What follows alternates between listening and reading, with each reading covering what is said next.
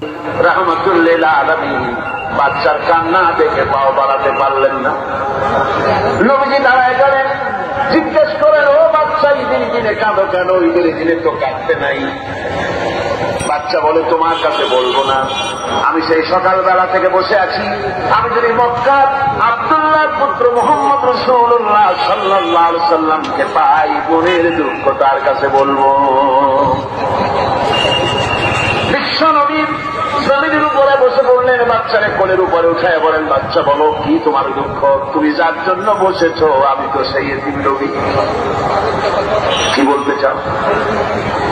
বাচ্চা বলতেছেন, ইয়া রাসূলুল্লাহ, আমার বাবা মারা গেছে সেই ছোট্টবেলায়, একেবারেই তখন মায়ের পেট থেকে আমি আসার পর বাপ মরে গেল, আমার মা আর একজনের সঙ্গে দিয়ে বসেছে, সেই পুরুষটি আমারে দেখতে পারে না, আমার মা যদি আমারে কোলে করে এসে সহ্য করতে পারে না, আমারে চুমা খাইলে সহ্য করতে পারে না, আমারে খাবার দিলে মা মার খায়,